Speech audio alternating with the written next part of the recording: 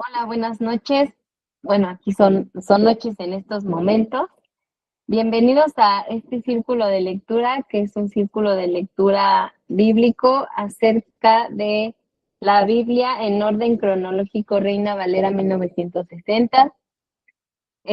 Pues vamos leyendo 5 capítulos más o menos a la semana. Ahorita ya vamos por páginas. Y pues vamos a comenzar dando gracias a Dios, poniendo en manos de Dios estos momentos, que Él tome control de todo y Él nos diga lo que debamos aprender. Padre nuestro que estás en el reino de los cielos, Señor, te damos muchas gracias porque nos mantienes aquí con vida, con amor, con la búsqueda de ti, Señor, porque no hay nada más bueno, no hay nada más llenador que leer tu palabra, que aprender de ti, que ir directamente de tu palabra para saber tu plan, Señor, para cada una de nuestras vidas. Gracias por cada uno de los que se conectaron el día de hoy, por cada uno que nos ve a través de YouTube o de alguna otra red social. Señor, tú bendice y extiende tu mano poderosa. Te pedimos que estés en esta hora que es dedicada a tu palabra, dedicada a ti. Toma el control, Señor, y permítenos llevar a la práctica, a nuestra mente, a nuestro corazón, lo que vayamos a aprender. En el nombre de Jesús, amén. Bueno, pues vamos a continuar con, con nuestro con la página 348, que es en la página en la que nos quedamos. Aquí algo, bueno, venimos viendo que no estuve yo la vez pasada, pero seguimos viendo, por lo que tengo entendido, ahora el libro de Jueces, donde ya, bueno, ya no está Josué, donde ya empezamos, bueno, Dios empieza a levantar a diferentes personas. Y entonces en esta parte dice que Gaal es expulsado. Entonces, eh, quisiera hablar antes de eso, pero bueno, no, mejor sí voy a hablar de eso de Gaal. Dice que, déjenme les leo esta parte. Dice, levantándose pues de noche Abimelech y todo el pueblo que con él estaba, pusieron emboscada contra Siquem con 4 compañías. Y Gaal, el hijo de Eber, salió y expulsó a la entrada de la puerta de la ciudad, y Abimelech y todo el pueblo que con él estaba se levantaron de la emboscada, y viendo Gaal al pueblo, dijo a Zebul: He allí gente que desciende de las cumbres de los montes. Y Zebul le respondió: Tú ves la sombra de los montes como si fueran hombres. Volvió Gaal a hablar y dijo: He allí gente que desciende en medio de la tierra, y una tropa viene por el camino de encina de los adivinos. Y Zebul le respondió: ¿Dónde está ahora tu boca con que decías, este es Abimelech para que le sirvamos? ¿No es este el pueblo que tenías un poco? Sal pues ahora y pelea con él.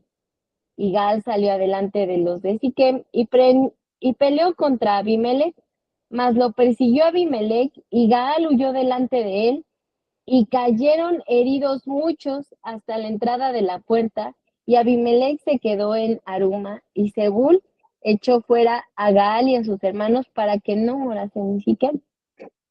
Esta parte me llamó mucho la atención, y bueno, disculpen si se las leí porque es todo el párrafo lo que leí.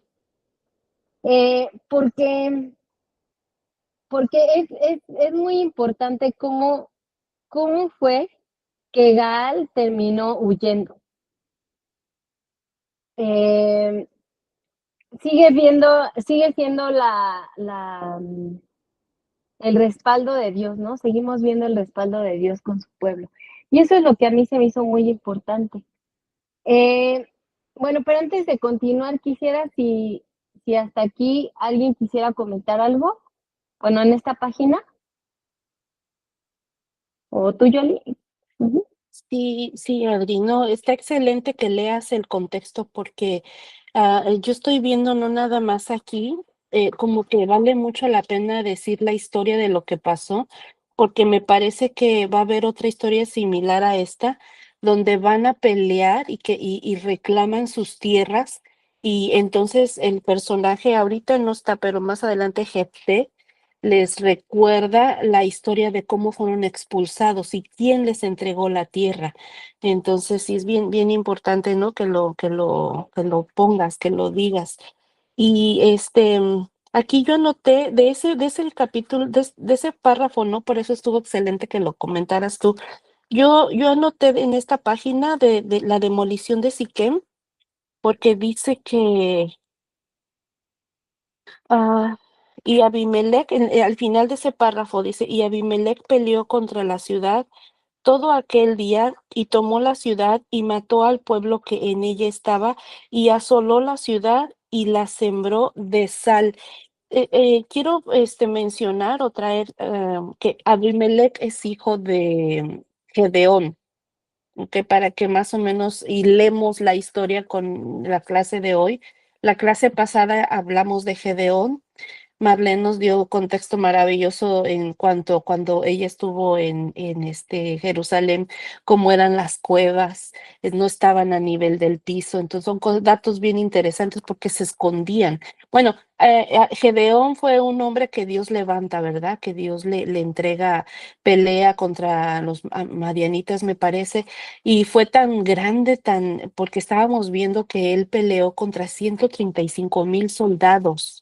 300 hombres, obviamente, pero aquí el que peleó por ellos fue el Señor, porque fue a través de confundirlos. Entonces, el hijo, bueno, Gedeón no aceptó ser rey y él no quería que ninguno de sus hijos fueran rey. Sin embargo, este que está aquí, Abimelech, que es hijo de él sí es de ese, era como esa ambición de él sí quería, anhelaba tener ese puesto. Y dice que sembró de sal. Y voy a leer lo que dice la Biblia de las Américas, el estudio aquí abajito, capítulo 9 versículo 45 dice, capturó, mató, arrasó, la sembró de sal. Hizo esto para prolongar la desolación de la ciudad, poniendo sal en el abastecimiento de agua. O sea que fue bien cruel. Imagínense echar a perder el agua para que ellos no pudieran, em, o sea, qué estrategia, ¿no? Usó. Inhabitable la ciudad, la hizo inhabitable. Así fue como Abimelech destruyó la ciudad que le habían hecho, la ciudad que le había hecho rey. Tiempo después, la ciudad fue reedificada por Jeroboam. Entonces, bueno, este de detalle quería yo mencionarlo porque dice aquí que la sembró de sal. Pues yo cuando dije la sembró no entendí nada, por eso me fui a ver a qué se refería eso. Y aquí más abajito, cuando dice asesinato de Abimelech, dice, voy a leer tantito, vino Abimelech a la torre y combatiéndola llegó hasta la puerta de la torre para prenderle fuego. Parece ser que era una torre y fíjense que aquí se metieron mucha gente, se refugiaron muchas personas y él lo que hizo fue decirles a todos su gente con la que andaba que agarraran ramas, porque lo que hicieron básicamente es como agarrarla como ¿cómo le dicen? Una fogata, le prendieron fuego con las ramas y toda esa gente falleció. Pero hubo una mujer, dice aquí, más una mujer dejó caer un pedazo de una rueda de molino sobre la cabeza de Abimelech y le rompió el cráneo. Entonces llamó, o sea, imagínense el dolor, y él ya sabía que se iba a morir. Entonces lo que hace Abimelech es llamar a su escudero para que él lo terminara atravesando, para que no tuviera esa, dijéramos, deshonra de que dijeran que una mujer lo mató, porque era de mucha deshonra para ellos, para un guerrero, que una mujer lo haya matado. Entonces, pues nomás quería comentar de esta página, Adri, gracias. Muchas gracias, Yoli. Sí, sí, hermana. Sí, otra cosa que les quería comentar es que cuando conquistaban una nación o un pueblo, lo aterraban de piedra entonces la gente no tenía la esperanza de volver porque estaba completamente, o sea que destruían completamente, ¿verdad? Los pueblos. Y eso es lo que dicen que si uno compra un lote en Jerusalén, y uno se pone a escarbar para edificar una casa, con seguridad va a encontrar escombros ahí de las ciudades anteriores. O sea que no es buena idea comprarlo porque entonces si uno encuentra escombros, entonces ya no puede construir ahí. Lo que tienen que desenterrar y ver qué parte de la Biblia era ahí. Así que por si están pensando en comprar un terreno en Jerusalén. Pero eso es bien interesante cuando a mí me contaron eso, que aterraban la ciudad. Y cuando él dijo que aterró de sal, yo pensé que había agarrado un montón de sal y la había aterrado a la ciudad. Pero hizo peor todavía. Muchas gracias, gracias por compartir a las dos. Y creo que sí es muy importante estos pequeños detalles, porque sí, efectivamente, hoy en día, pues, como son, el estudiar la Biblia es tan amplio porque nos demuestra también un contexto histórico. Entonces, precisamente lo que dice Marlene, ¿no? Que ahorita para comprar un terreno allá, o sea, ¿cómo afecta hasta el día de hoy? Históricamente, o para una casa, o para un lugar ahí. Entonces, todo eso es muy, muy interesante. Y bueno, vamos a continuar en la página 349, justamente donde ya viene Jefté. Y aquí dice que encontraste estos recuadros en gris me encantan porque vienen con un resumen y aparte una introducción. Entonces dice que en contraste con Abimelech, que detestaba los antecedentes justos de su familia, Jefté supera un comienzo vergonzoso para convertirse en uno de los 6 jueces siguientes de Israel. Líder de una banda de rufianes, Jefté es llamado para liberar a Israel de varios enemigos, principalmente de los amonitas, que han oprimido la zona del río del Jordán, cerca de Galat, y partes de Canaán que pertenecían a Efraín, Benjamín y Judá. La tragedia más terrible de Jefté es el sacrificio de su propia hija en virtud de un voto atolondrado. Durante el periodo de estos 6 líderes, es evidente que la tela de la unidad de Israel se ha desgastado. Los celos entre las tribus finalmente conducen a una guerra entre los hombres de Efraín y de los de Manasés en Gad, con 42,000 hombres de Efraín muertos. También resulta evidente que entre las diversas tribus están comenzando a desarrollar dialectos diferentes a estas alturas, hasta el punto de convertirse en un factor estratégico en el conflicto civil. El registro del liderazgo del Jefté se encuentra entre los breves relatos de 5 líderes, comenzando por Tola. Entonces ya viene acerca de el liderazgo de Tola, que pues que después de Abimelech fue quien se levantó también, ¿no? Entonces, hasta este punto, ¿alguien quisiera comentar? ¿Sí? ¿Quieres que comente de esa página o nomás de ese? Ah, No, ok, de la página, sí. perfecto, sí. Bueno, sí, cómo no.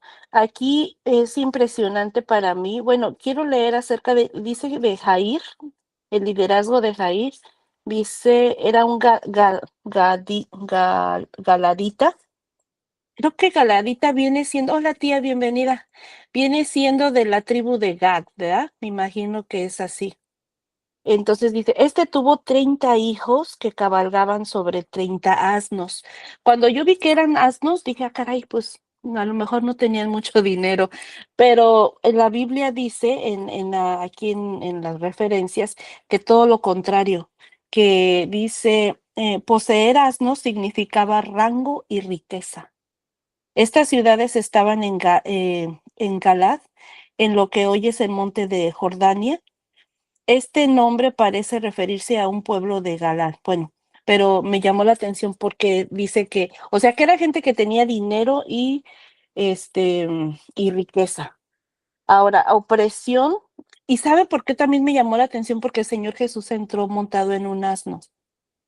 Entonces, a Jerusalén, ya en el Nuevo Testamento lo vamos a ver después.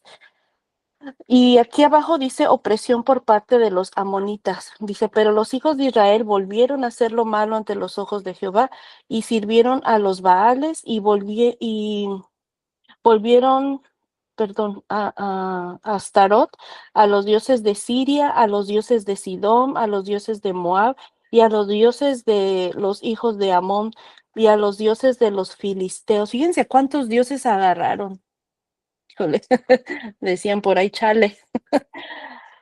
Y dejaron a Jehová y no le sirvieron. Y entonces, ¿qué pasa? Dice, y se encendió la ira de Jehová contra Israel y los entregó en manos de los filisteos y en manos de los hijos de Amón. O sea que esta es la razón por la que los israelitas vuelven a ser oprimidos. Pero hay algo que me llama muchísimo la atención. Y voy a adelantarme un poquito, Adri, a la página que sigue, nomás el principio, porque dice, el pueblo llora en vano. Entonces dice que aquí el pueblo, bueno, ya se dice, ok, sí la regamos. Y dice, mas vosotros, o sea, le piden perdón al Señor, ¿verdad? Tratan de, entonces los hijos de Israel clamaron a Jehová diciendo, y ya le dicen pues que sí que la regaron, pues. Y dice el Señor, mas vosotros me habéis dejado y habéis servido a dioses ajenos. Por tanto, yo no os libraré más. Estaba bien enojado el Señor y les dijo que ya no más. Andad y clamad a los dioses ajenos. Por tanto, yo no os libraré más. Andad y clamad a los dioses que os habéis elegido, que os libren ellos en el tiempo de vuestra aflicción. O sea, estaba enojado el Señor, pero ¿saben qué? Más adelante dice, y quitaron o sea, los israelitas lo que hicieron en vez de decir, bueno, pues ya, ni modo, ya no nos va a ayudar el Señor, aquí nos quedamos así como estamos, no. Fíjense la actitud del pueblo. Y quitaron de entre sí los dioses ajenos y sirvieron a Jehová. ¿Y saben qué pasó? Y él fue angustiado a causa de la aflicción de Israel.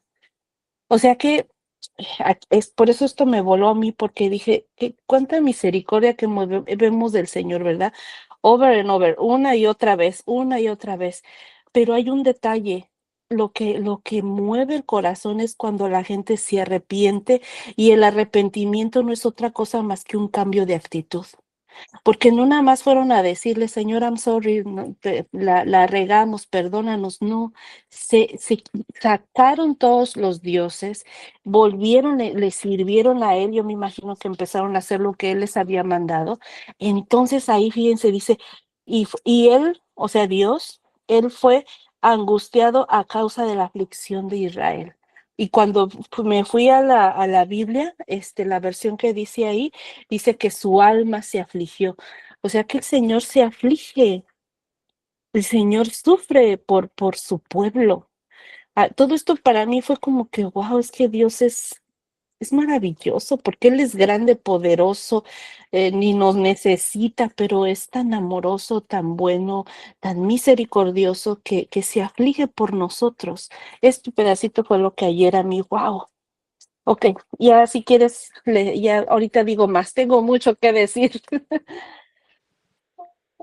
Justamente te quedaste en esa parte importante que, bueno, que iba a comentar, porque dice en la Biblia, la vida plena, en el 16, dice, él fue angustiado a causa de la aflicción de Israel. Y explica eso, dice, aunque los israelitas justamente merecían la aflicción y el sufrimiento que estaban pasando, todavía Dios estaba profundamente conmovido por la aflicción de ellos. El sufrimiento y la difícil situación de ellos afligió su corazón, tal como los sufrimientos de un hijo afligen y hacen sufrir a un padre amoroso. En cierto sentido, Dios estaba acongojado por la aflicción de ellos y se conmovió con compasión para ser misericordioso hacia ellos. Las tiernas misericordias de Dios son accesibles a todos los que están en pecado, que están sufriendo penosas consecuencias y se arrepienten y buscan el perdón. O sea, tiene un mensaje muy grande. Este es un mensaje de salvación, es un mensaje de, de regresar a Dios, es un mensaje en el que Dios restaura, en el que busca a su pueblo, lo restaura otra vez. O sea, Dios es un Dios de conciliador. Entonces, eso es tan maravilloso, tan grande que pudimos ver ahorita, ¿no? Entonces, bueno, continuando con la lectura de la página 350, vemos que viene la búsqueda del líder y dice que entonces se juntaron los hijos de Amón y acamparon en Galad. Se juntaron asimismo los hijos de Israel y acamparon en Mizpa. Y los príncipes y el pueblo de Galad dijeron el uno al otro: ¿Quién comenzará la batalla contra los hijos de Amón? ¿Será caudillo sobre los que habitan en Galad? Y entonces, bueno, aquí ya vemos los antecedentes de Jefté, que aquí me gusta más porque viene un poco más detallado. Dice que Jefté era galadita, esforzado y valeroso. Era hijo de una mujer ramera y el padre de Jefté era Galad. Pero la mujer de Galaad le dio hijos, los cuales, cuando crecieron, echaron fuera a Jefté, diciéndole: No heredarás en la casa de nuestro padre, porque eres hijo de otra mujer. Huyó pues Jefté de sus hermanos y habitó en tierra de Tob, y se juntaron con él hombres ociosos, los cuales salían de él. O sea que Jefté se educó en la calle, ¿no? Tenía un mero conocimiento de andar ahí entre todos los maleantes. ¿Y cómo es que Dios le permitió tener ese lugar tan importante a Jefté después de que fue rechazado por sus hermanos? Una vez más, como tipo la historia de José, ¿no? El soñador. Entonces, eso se me hace muy interesante. Pero bueno, si alguien quiere comentar de esta página de la 350, adelante. Sí, sí, Adri, también yo. Marlene, ¿quieres? Nos da esperanza si tenemos algún hijo vago por ahí, ¿verdad? Que el Señor todavía lo puede usar. Lo puede hacer un caudillo. Así es. Es bien interesante para mí, o sea que mirar cómo el Señor de lo vil hace cosas grandes. Porque para empezar, en la Biblia dice que cuando un hombre era hijo de una ramera, no tenía ningún estatus en la sociedad, era discriminado gravemente. Y como Adri decía, le recordó a José, a mí me recordó a David, porque David también fue hijo, así que lo tenían ahí cuidando a las ovejas, no era muy, como que le causaba cierta vergüenza a su papá Isaí, pero también fue a refugiarse y hizo su ejército de amargados, creo, ¿no? Y aquí Jefté hace su ejército, su comunidad con gente, dice, en nombres ociosos. Entonces, en tiempo de guerra, en necesidad, pues ahora sí que eran manos útiles. Por eso fueron a pedirle que peleara a él. Y cómo el Señor se empieza a glorificar a través de Jefté, porque Jefté también tiene algo que él reconocía que la victoria era de Dios.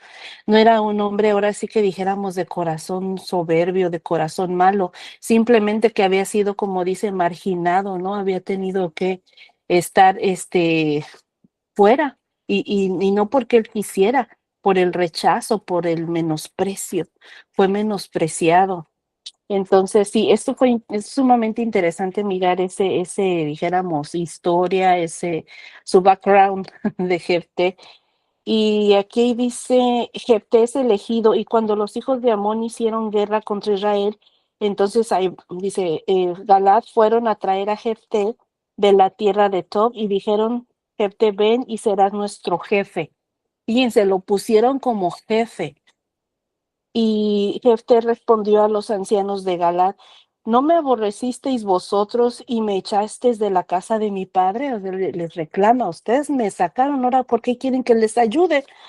Y acá abajo dice Galaad, sí, si me hacéis volver para... Jefté entonces dijo a los ancianos de Galaad, si me hacéis volver para que pelee contra los hijos de Amón y Jehová los entregare delante de mí, seré yo vuestro caudillo.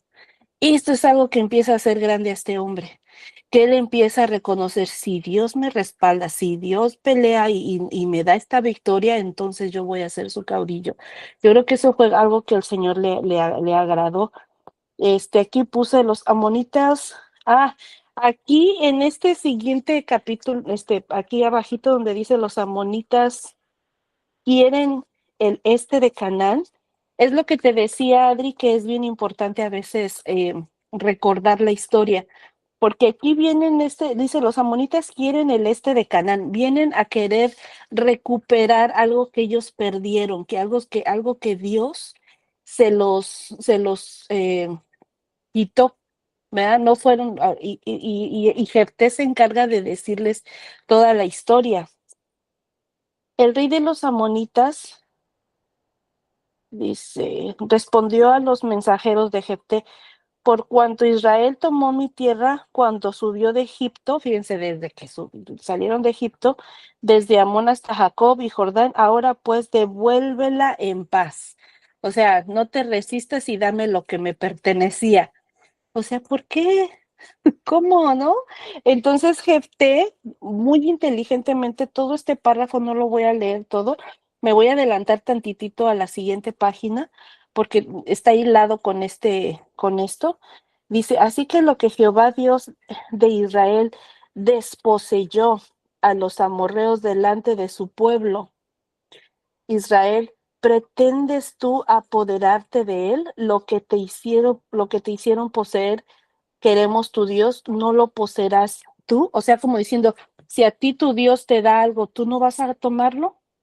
O sea, esta tierra no la entregó Dios, es lo que le está respondiendo Jefté a los amonitas, ¿no?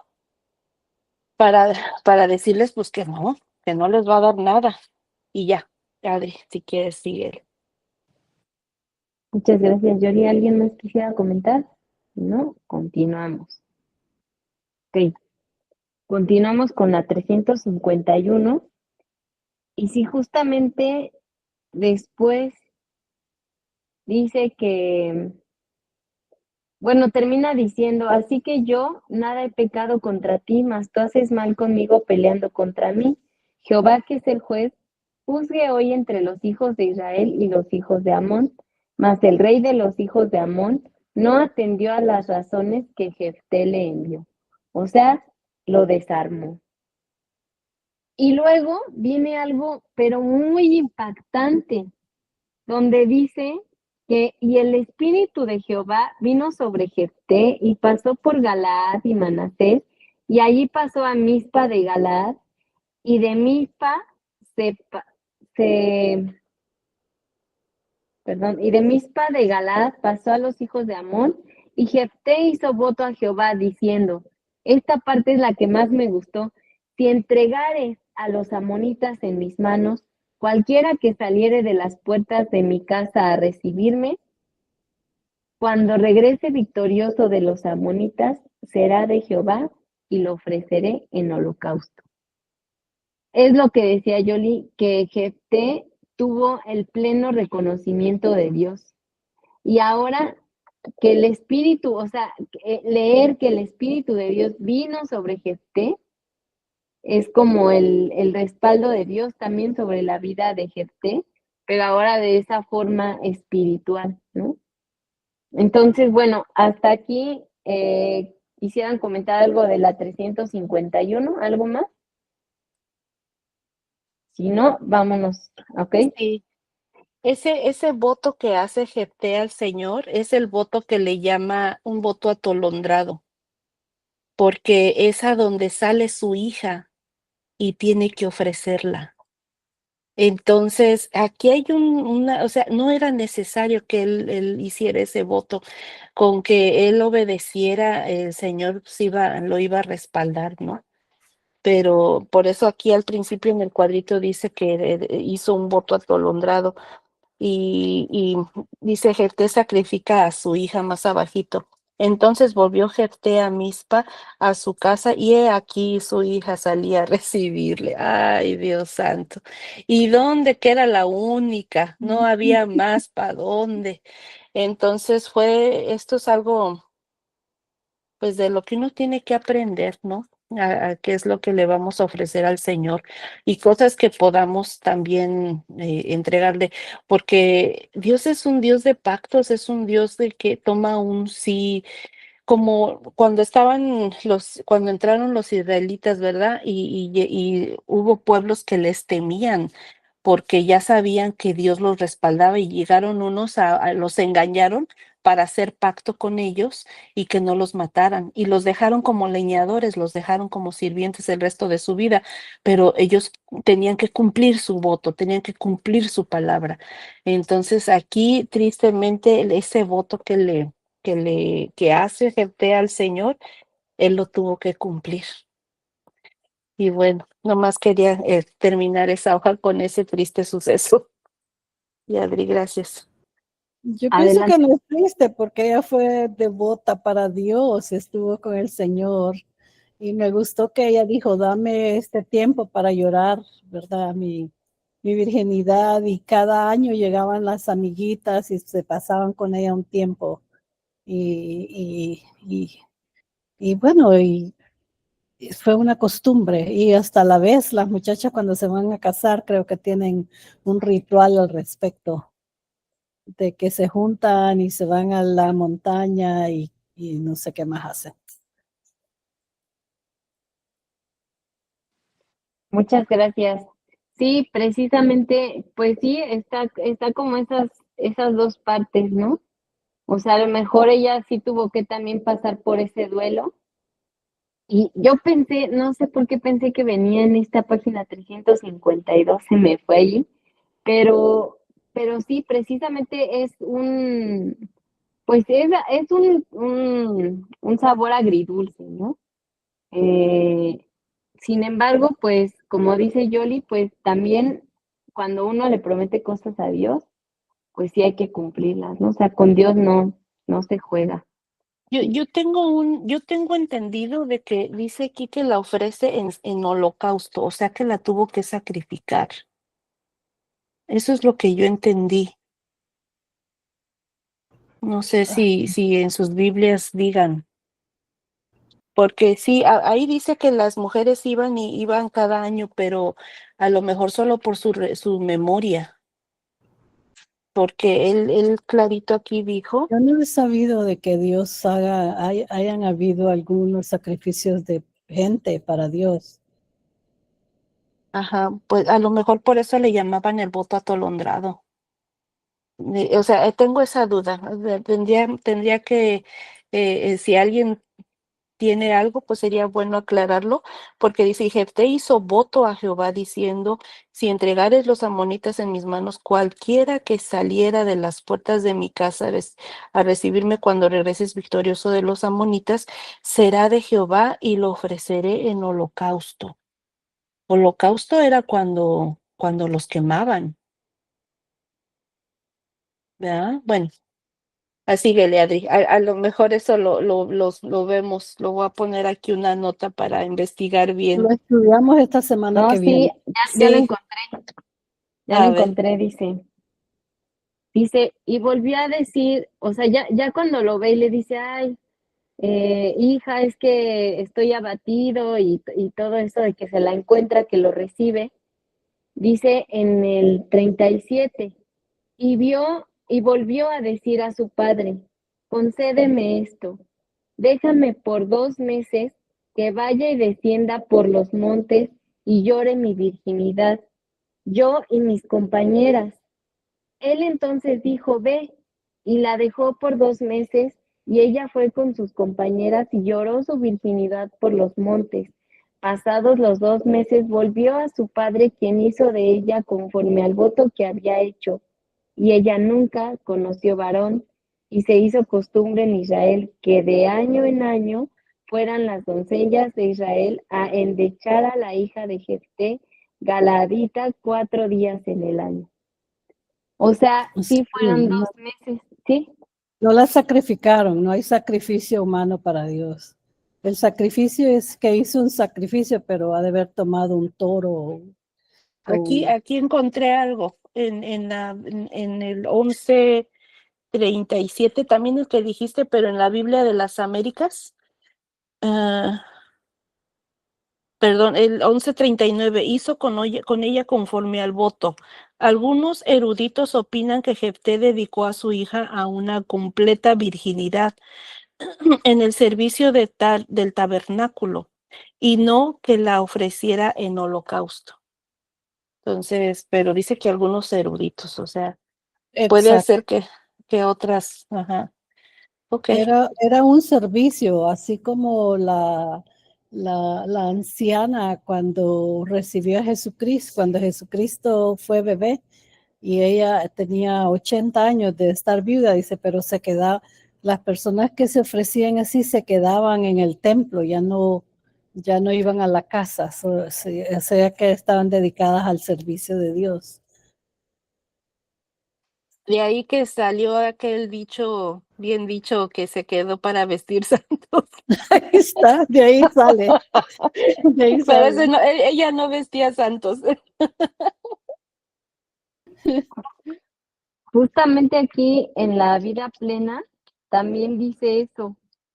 Dice que, o sea, que este tema es un tema como de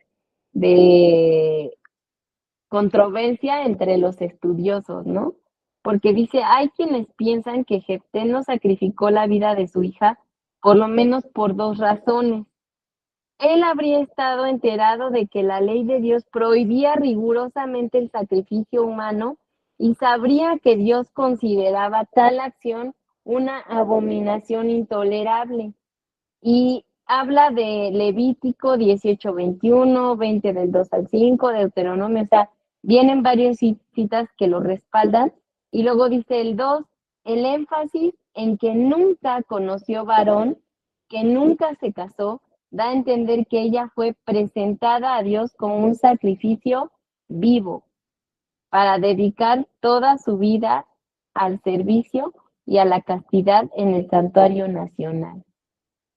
O sea, sí fue como sacrificio vivo, ¿sí? Y tiene mucho sentido ahora, ¿sabes? Porque es bien importante ver este punto. Yo siempre pensé que sí la había sacrificado. No me había puesto nunca a investigar así a profundidad, que fue algo como que la destinó le llaman celibato, algo así.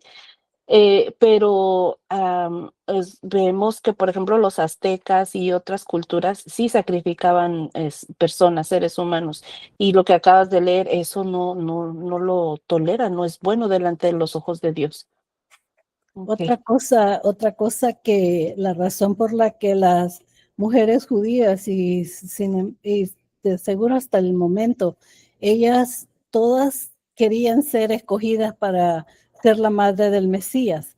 Entonces el hecho de no tener hijos era una de las más grandes tragedias que podían sucederle a una mujer judía, porque se le cortaba ese chance de ser la madre de Jesús. Y ay, perdón, es que hay mucha tela de dónde cortar, pero es que para ellos esto es tan importante la descendencia, porque es interesante y bien bueno decirlo, porque ahorita no, ahorita gente que dice, está joven y dice, yo no quiero tener hijos. Cuando esto es algo, es tu legado, es tu herencia, lo que se va a quedar en la tierra, ¿no?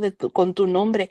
Y ahorita vamos a ver la historia de Ruth, cómo tiene mucho que ver ese cuidado que el Señor puso en cuanto a la herencia del apellido, en la herencia de la genealogía, ¿verdad? Entonces sí, o sea, es bien interesante entender en esos tiempos cómo era, dijéramos, los principios, los valores que se tenían. Gracias.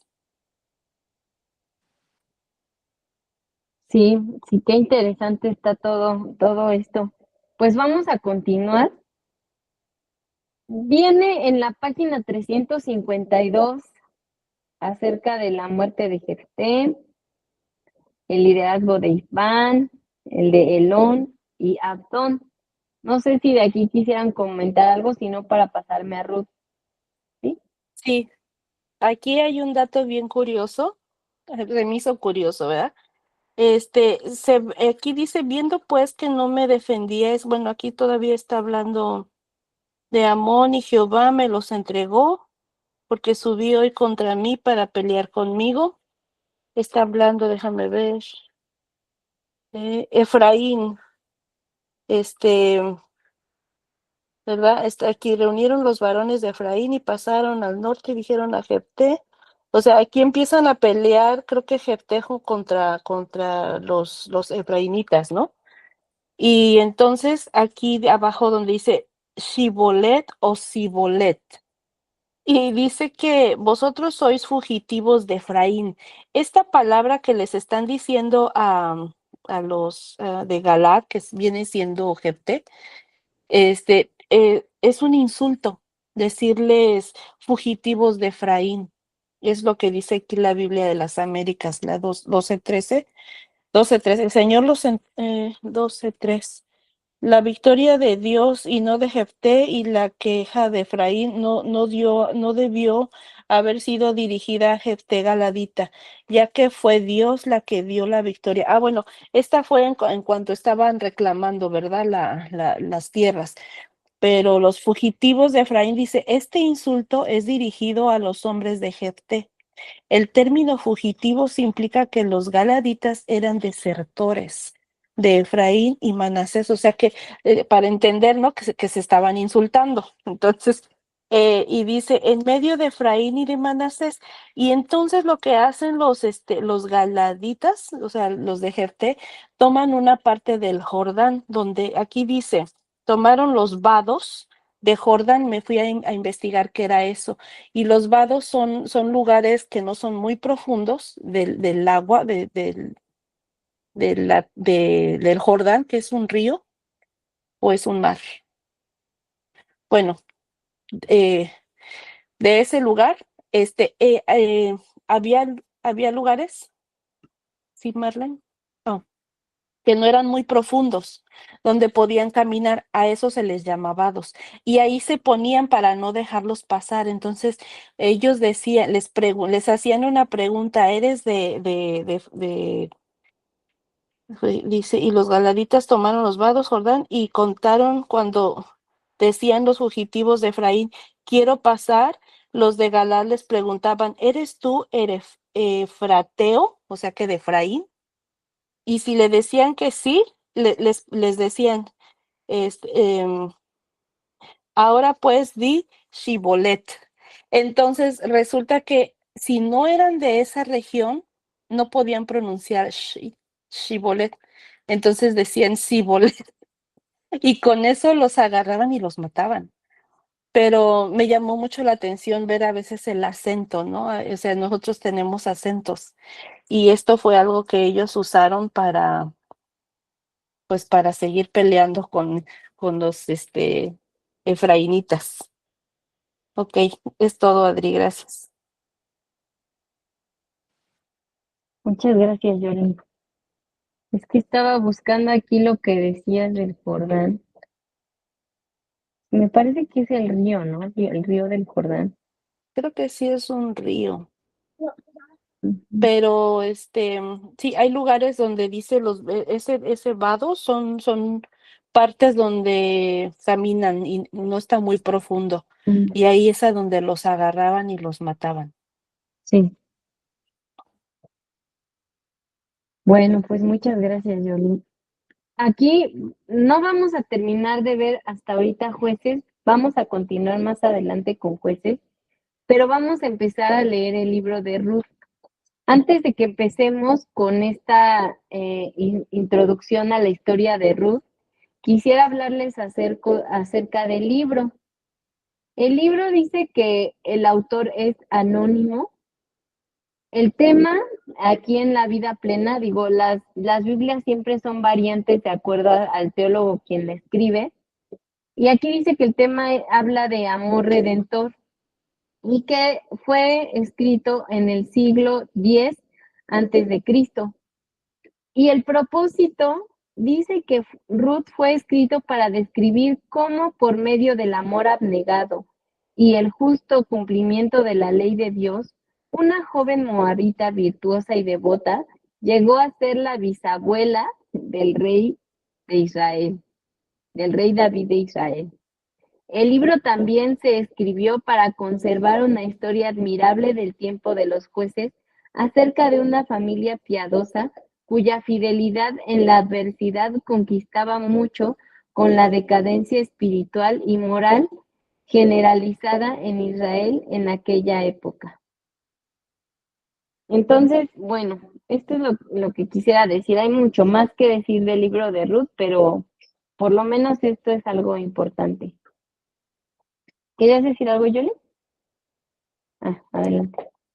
Sí, gracias. En esta Biblia de las Américas dice, probablemente el libro se escribió durante la época de Samuel, quien tal vez fue el autor.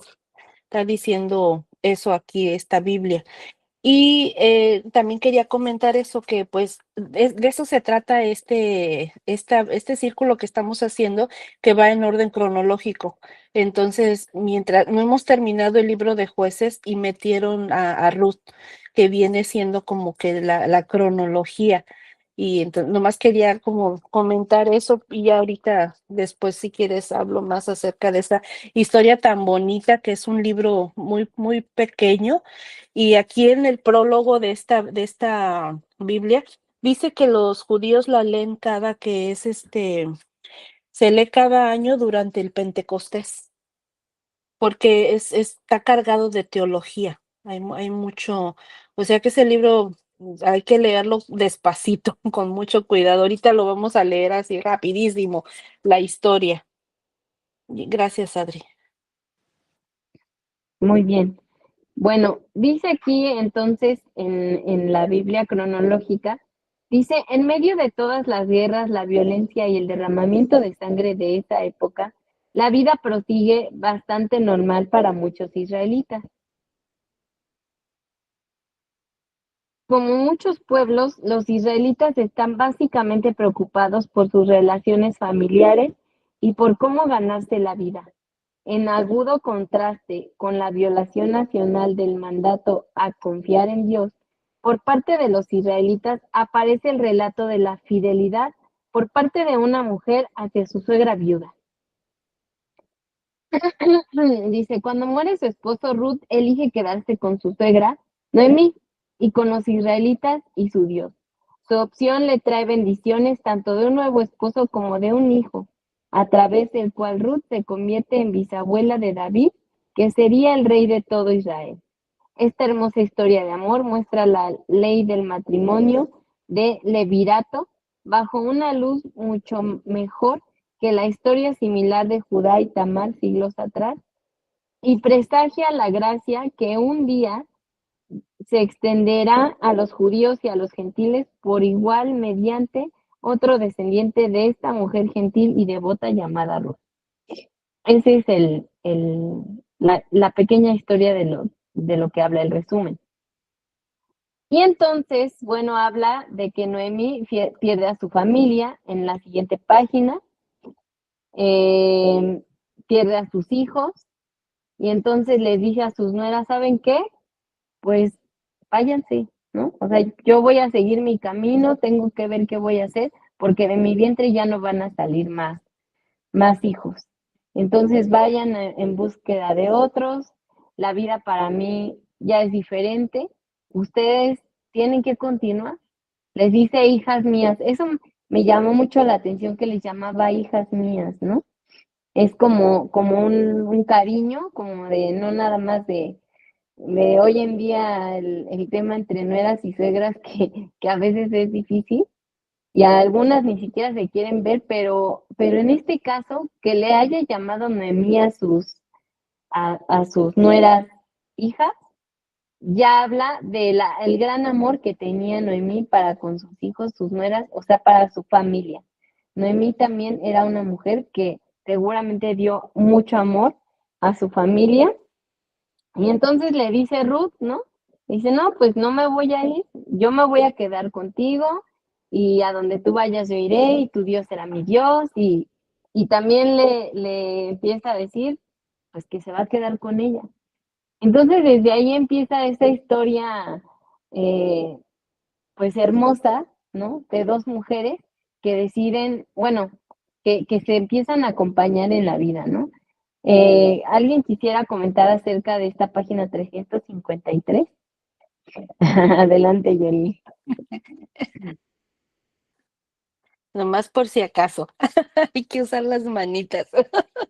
Sí, cómo no. Eh, me llama la atención que, como decías ahorita, lo que leíste en el recuadro, habla de que ellos no tuvieron esa fe de que Dios no les iba a proveer, ¿no? Quiero ver ese pedacito.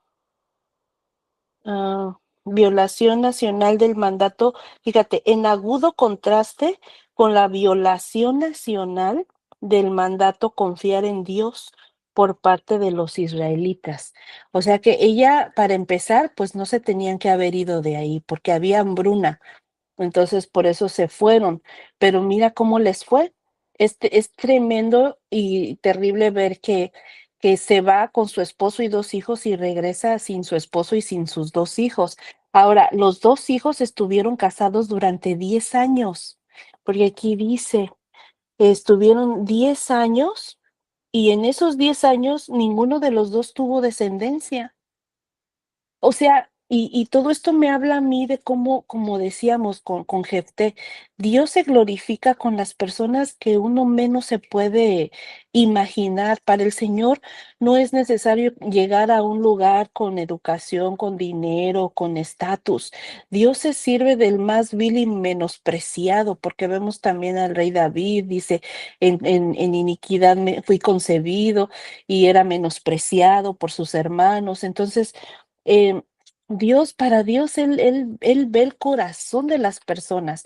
Y en ese entonces, el ser viuda era una desdicha, porque las mujeres no estaban como ahora nosotras que podemos trabajar sin ser señaladas, sin ser discriminadas. En aquel entonces la mujer no podía trabajar.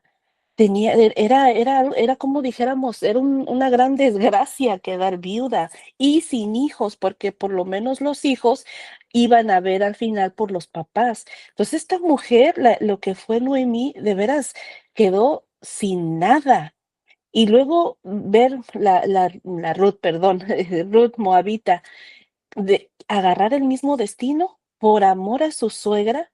Yo quiero pensar que Noemí era una mujer bellísima, o sea, no bellísima en el aspecto, sino que ha de haber sido una mujer muy linda con sus nueras, porque ninguna de las dos la quería dejar, ninguna de las dos, a una la convenció, porque ha de haber dicho, pues sí, es cierto, ¿no? ¿A qué me voy con ella a padecer desgracias?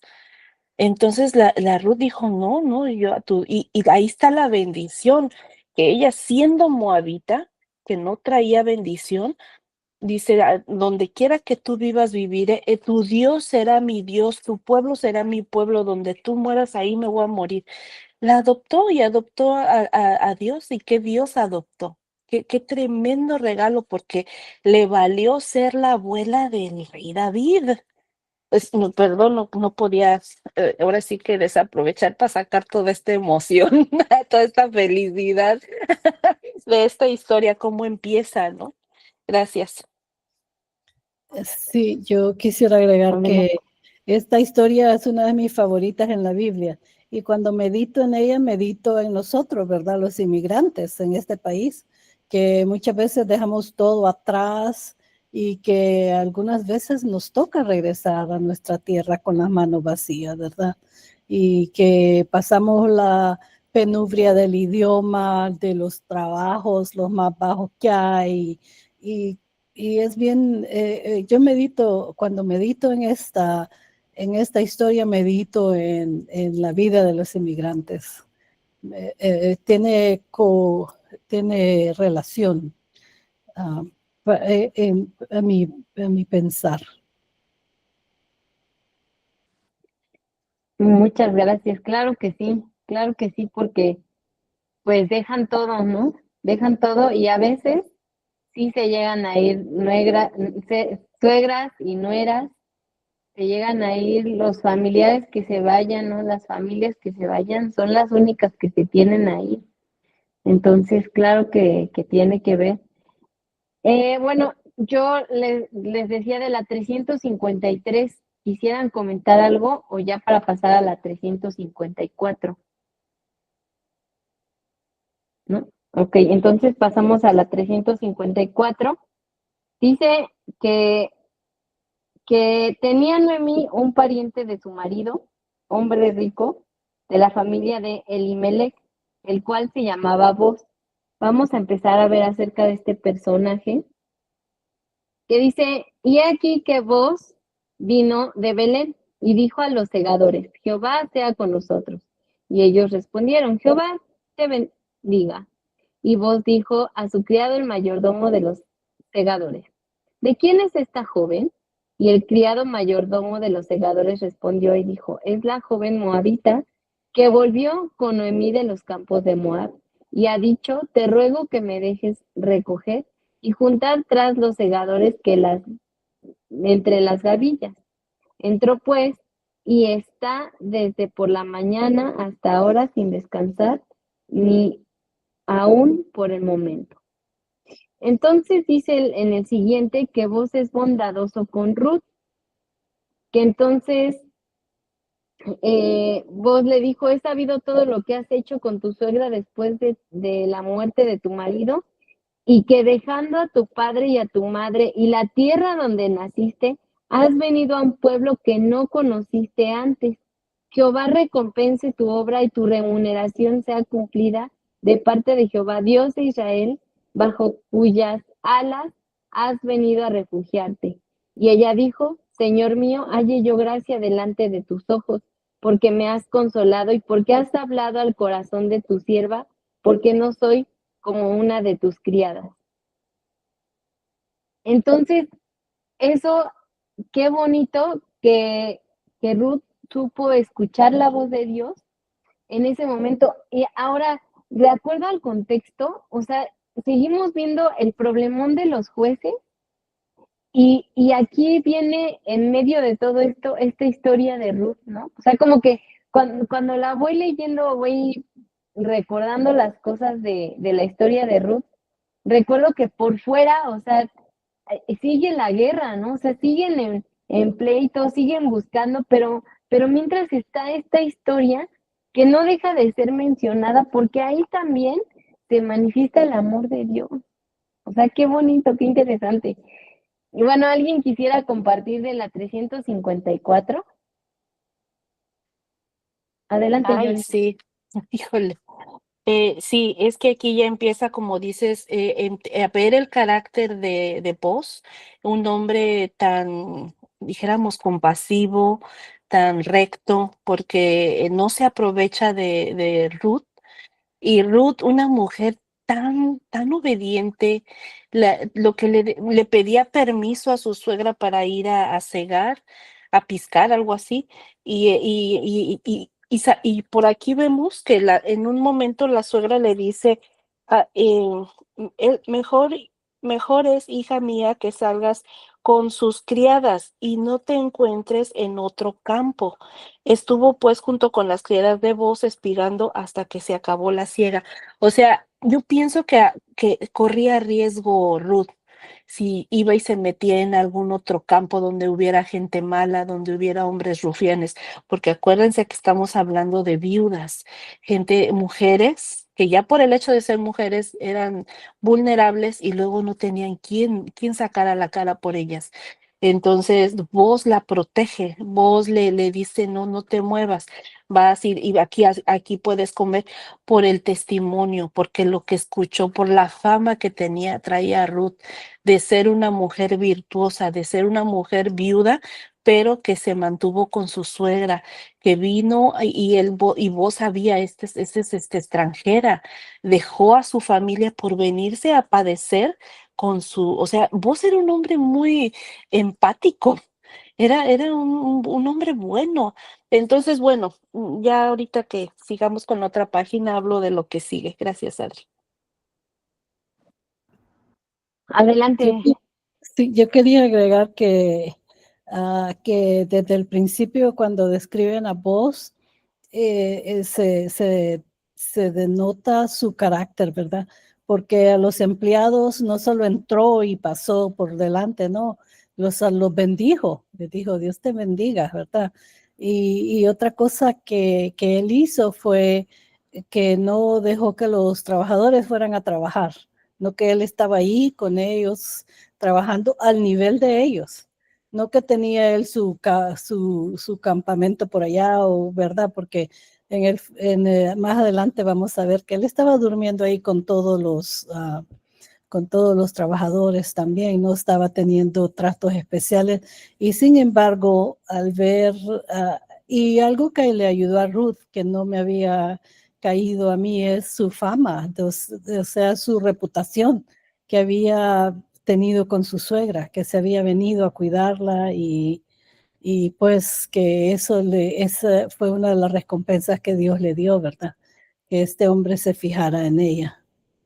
Y es muy bonito, aun cuando nadie nos está viendo y estamos haciendo lo correcto, vamos a tener, ¿verdad? Un galardón y una bendición de Dios, solamente.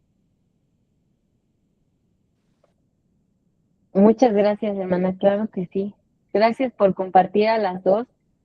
Y, y bueno, después de que vemos estas cosas eh, pues buenas de vos, vemos que Ruth le dice a su suegra, ¿no? A Noemí, le dice, oye, pues conocí a tales, y entonces ella le dice, bueno, pues creo que es alguien que te puede ayudar ¿cómo le dice? A redimirte, ¿no? A redimirnos.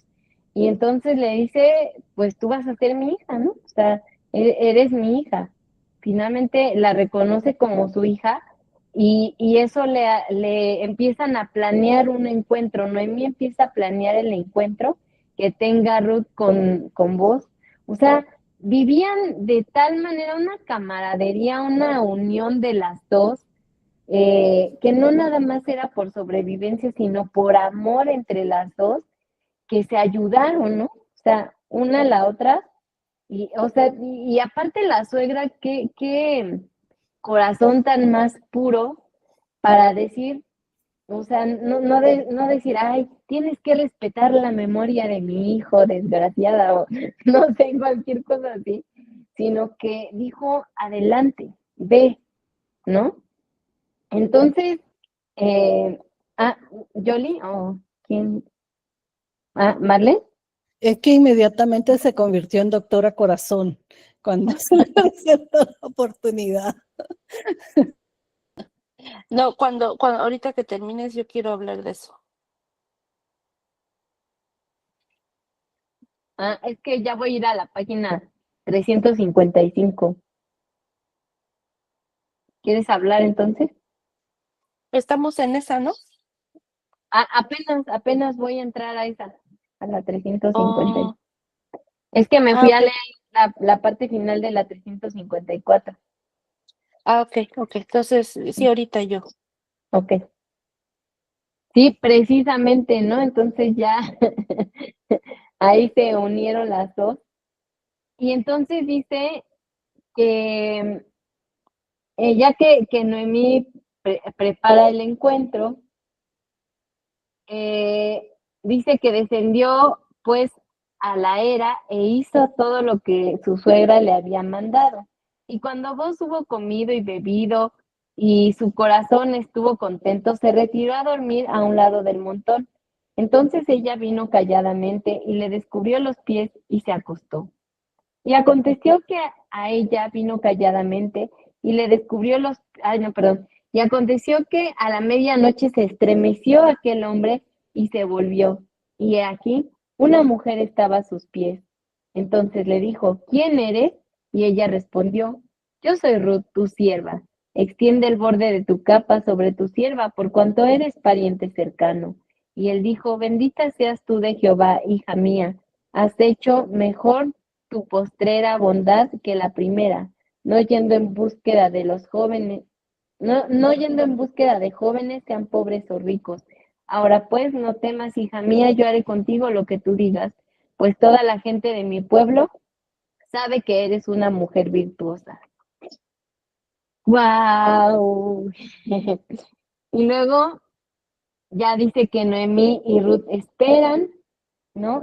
Y después que durmió a sus pies hasta la mañana, se levantó antes que los hombres pudieran reconocerse unos a otros, porque él le dijo, no sepa que vino mujer a la era. Después le dijo, quítate el manto que traes sobre ti y tenlo, y teniéndolo, él midió 6 medidas de cebada y se las puso encima, y ella se fue a la ciudad. Entonces, hasta ahí me quiero quedar. Sí, adelante, Yoli, si quieres comentar de la 355.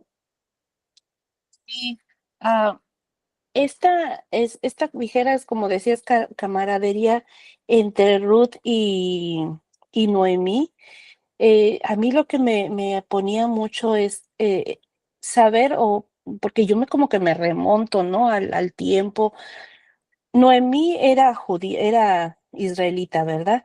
Ella conocía las leyes, se podría decir, en su pueblo, porque estamos hablando de una redención, lo que hizo Boz con Ruth.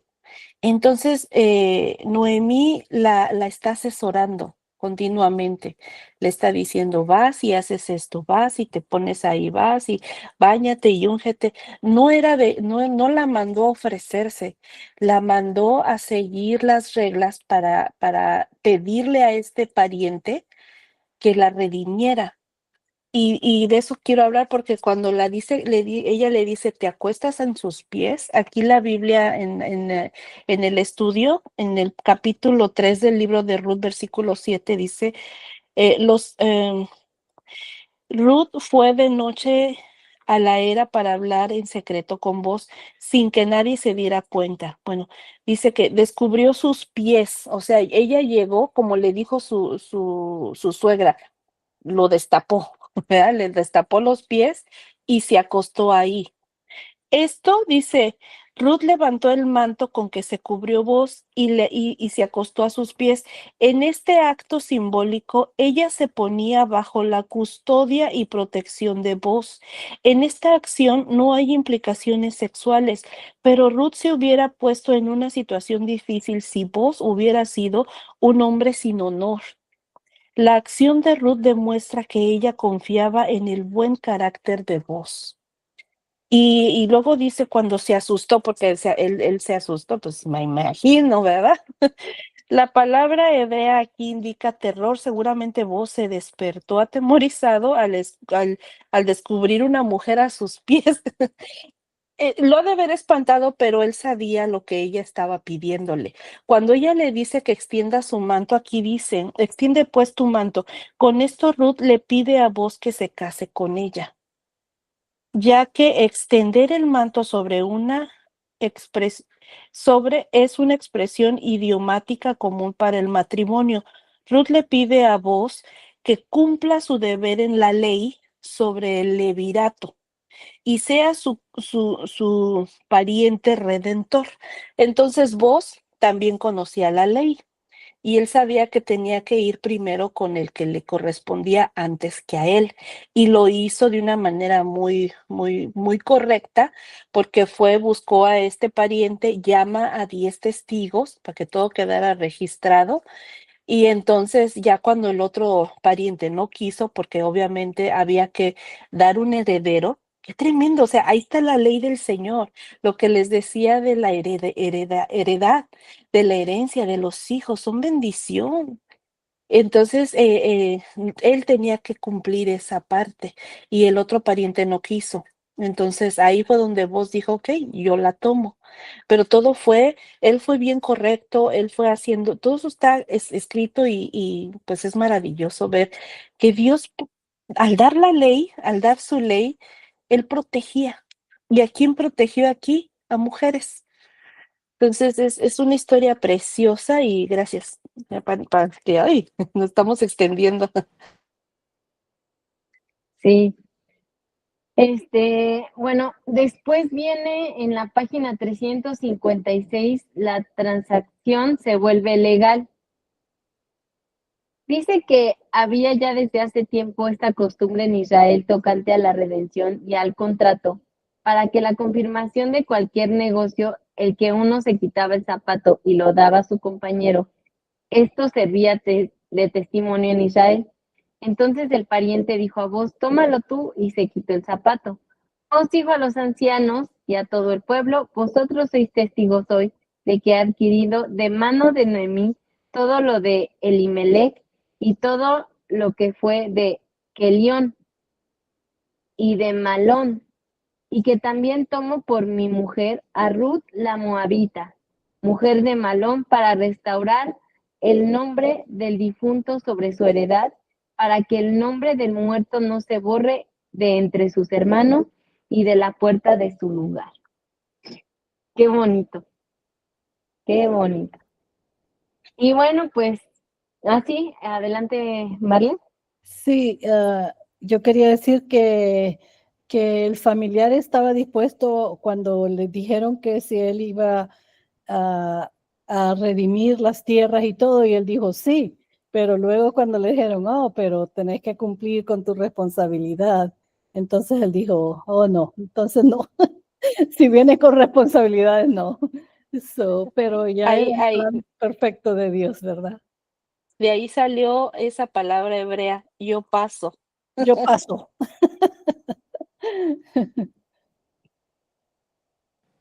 Así es, pero este hombre finalmente decide aceptar y se queda con Ruth y toma todo, ¿no? Y no es algo como que dejara por debajo del agua, sino que habla de todo exactamente como pasó. Entonces, pues bueno, después ya viene lo de la genealogía, la descendencia, y viene acerca de Sansón, el hombre fuerte, pero ¿qué creen que esta parte ya no la leí? No sé si tú, Yolen, nos quisieras comentar acerca de esta parte de Sansón y la otra. o- Fíjate que yo también, no la leí porque vi que nomás es como una Ujú. introducción y ya la siguiente hoja en sí ya es el nacimiento, la esposa, toda la historia. Y la verdad que nos extenderíamos creo que mucho. Por mí no hay problema, pero también quieren escuchar tu testimonio. Entonces, si quieres, esto lo dejamos para la otra clase, Ujú. si tú quieres. Sí, claro que sí. Bueno, pues entonces hasta aquí cerramos nuestro círculo de lectura. Este, bueno, pues rápidamente les voy a platicar la historia que viví hace pues ya un mes, un mes y medio. Pues primero que era una situación de que tenía dolor cada semana, ¿no? Cada semana tenía un dolor en el estómago muy fuerte.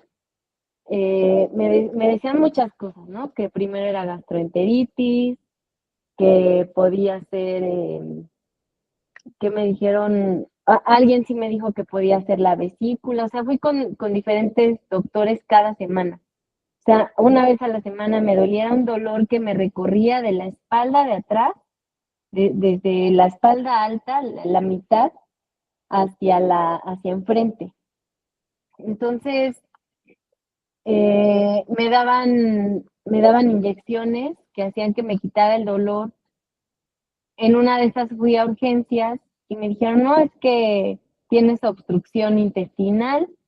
Me mandaron medicamento, me regresaron a mi casa, y ese día yo creo que tardé yo como a las 4 de la mañana se me empezó a bajar el dolor y, y yo decía, bueno, pues si se trata de eso, tengo que echarle ganas a mi intestino y cualquier cosa, ¿no? Entonces, cada que me venía otra vez un dolor semejante, pues yo me iba a caminar y decía, bueno, igual y caminando se me quita, empieza a moverse el intestino, algo sucede y ya sale, ¿no? Pero recuerdo que esa ocasión que me fui al hospital en la mañana, empecé con el dolor. Entonces dije, bueno, pues, ¿qué puedo hacer? Pues lo que ya sé, ¿no? Si es gastroenteritis, si es obstrucción, pues me voy a caminar.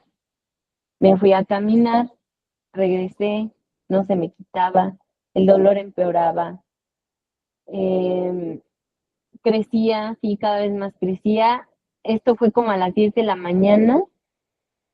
Ese día yo tuve que trabajar, todavía tuve que entregar material. Yo trabajo en una empresa para la industria del hule y entonces todavía me acuerdo que dije, tengo que atender a este cliente, atendí al cliente, recibí a mi hija de la escuela y ya no pude más, ¿no? Le mandé un mensaje al papá de mi hija que me iba a ir al hospital. Le dije, ¿sabes qué? Ya no aguanto, voy al hospital, si me quieres alcanzar ya te veo. Y llegué sola. Aquí en México no atienden a las personas si llegan solas a urgencias, pero yo pues, les dije ahí, ¿saben qué? Que mi marido fue no sé, a estacionar el carro o algo así, y entonces me revisaron en una parte que se llama triage, donde ven qué tan fuerte es el dolor, qué tan difícil, no sé.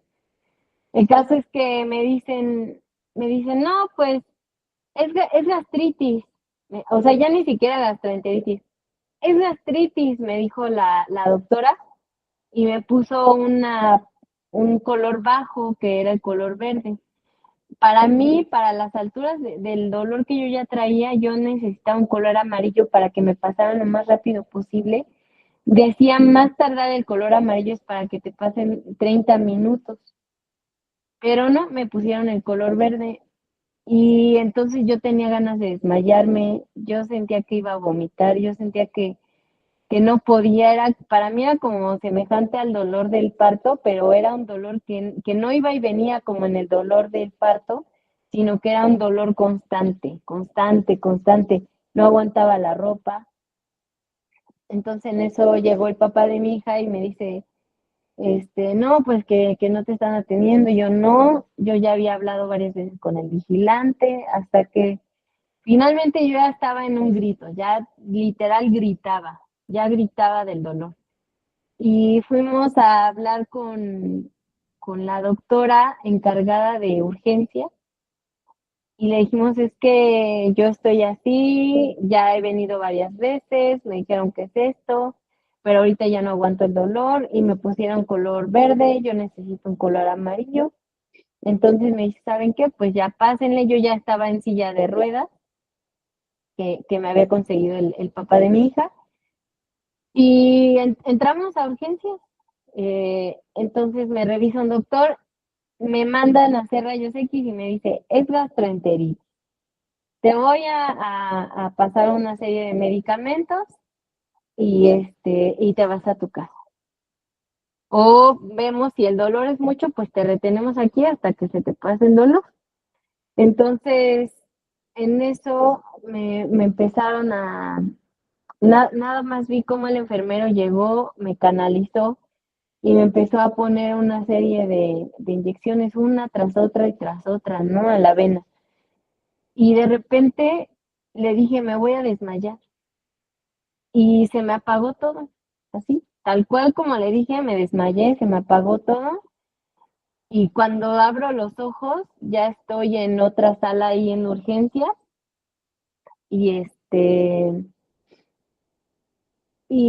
y ya ahí en esa sala de urgencias, bueno, ya era como choque, donde reavivan a las personas que ya están muy graves. Yo estaba ahí. Entonces abro mis ojos y me dicen, no, es que, ¿sabes qué? Que es un embarazo ectópico. Y yo, no, es que no puede ser, no puedo tener un embarazo ectópico. No, no, pues ya que fueron a descartar, que fuera un embarazo ectópico, me hicieron un ultrasonido, el dolor era imparable, yo seguía teniendo mucho dolor, me seguía quejando, tenía mucho frío. Entonces ya llega un doctor y me dice, ¿sabes qué? Que yo soy el cirujano, yo no te puedo operar porque para mí que lo que tú tienes es pancreatitis y hay que ver qué tan severa es y ahorita tu presión está muy baja. Entonces tenemos que ayudarte a la presión y pues vas a tener que firmar una serie de papeles donde te vamos a poner un catéter central que vaya a un lado del corazón, todo desde aquí para el lado del corazón, porque tu presión está muy, muy baja, muy, muy baja. Entonces, me dijo, y lo mejor es que te hagamos una tomografía para ver cómo está tu vesícula y descartar por qué viene lo de la pancreatitis. Entonces, yo recuerdo que yo estaba como al pendiente de todo, ¿no? Y le preguntaba a la doctora, ¿me van a venir a ver, van a llevarme a una tomografía? No, no, tal vez no, ya nada más te vamos a poner en la sala de es como una sala que tienen ahí, como una sala general. Te vamos a pasar ahí y vamos a esperar a que te recuperes, pero no creo que lo tuyo se trate de eso. Entonces, de repente llega un momento en el que me pasan esa sala, yo ya tenía mi catéter central, me pasan ahí y me quedé sola. Tenía yo mis tratamientos del asma y empezaba otra vez el dolor y vino una enfermera y le dije, enfermera, ¿me va a poner mis medicamentos? Sí, sí, ahorita. Y de repente se acercó un jovencito, un jovencito, que me dice, ay, ¿qué medicamentos estás tomando? Que no sé qué. Y le dije, sí, me pueden venir a poner mis medicamentos, es que nadie me ha puesto nada. Hasta ahorita ya me empieza el dolor. Total pues yo pensé que era un enfermero y cuando voltea el doctor que lo acompañaba, me van a ver los dos y me dicen es que nosotros somos los doctores de terapia intensiva. Entonces me dice el médico, lo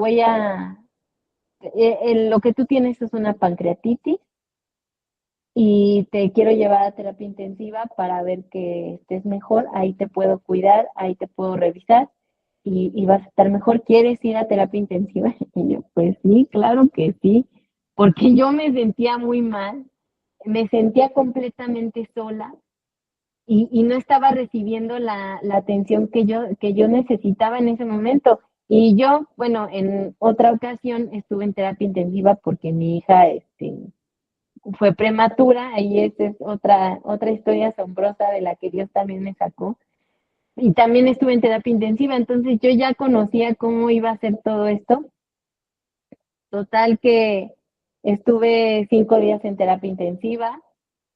Después de terapia intensiva me pasan a piso y piso era lo peor que me pudo pasar en ese momento porque eran 4 enfermeras como para 30 personas, muchas muy graves, muchas no se podían parar. Yo podía pararme, pero el médico todavía no me autorizaba que me parara. Ya me sentía bien, pero aún así me ponían medicamentos que hacían que me sintiera tan cansada que me acuerdo que nada más veía cómo me empezaban a inyectar el medicamento y como pasaba a través del catéter, me empezaba a sentir cansada, me acostaba y me dormía un ratito para recuperarme otra vez. Tuve asma todo ese tiempo. Lo que me dijeron que me pasó en urgencias fue que me dio me desmayé y me convulsioné. Y luego, uno de los días que estuve allá en Tizo, igual me volví a convulsionar y me volví a desmayar. y me dijo ya el médico que me estaba revisando que era porque mi páncreas todavía estaba alterado y que ahora tenía hipoglucemia. Entonces, eso con el medicamento del asma empeoraba la situación. Y bueno, finalmente esperaron como 10 días a que mi páncreas regresara a su normalidad, pero estuve 4 días en ayuno, 4 días en ayuno, y después de eso me operaron de la vesícula, porque resultó en la tomografía que me hicieron posteriormente que la vesícula tenía una piedra y un pólipo.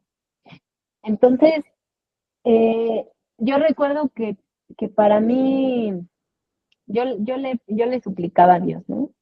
Yo le decía a Dios, déjame ver a mi hija. Yo quiero salir y volver a verla y abrazarla y que tú me dejes estar con ella.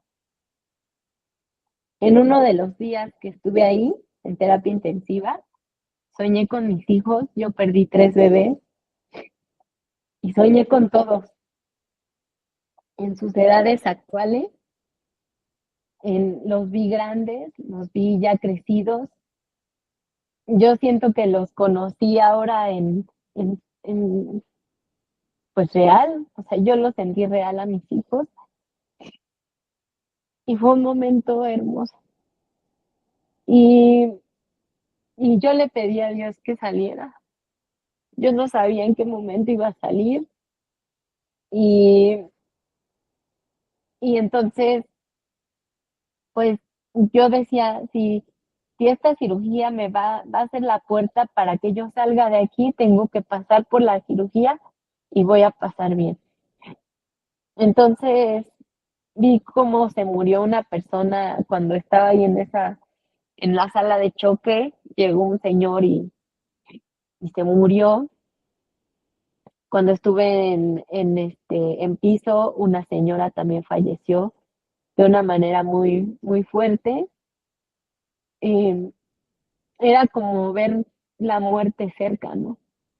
Personas que se iban y yo con mi situación, ¿no? Y me preocupaba lo del catéter central y que si me iban a operar y bueno, finalmente, gracias a Dios, me sacaron la vesícula, no encontraron la piedra, pero estoy bien, pude salir, pude ver a mi hija, pude abrazar a mi hija y, y siento que esta parte que yo vivía es una nueva etapa, ¿no?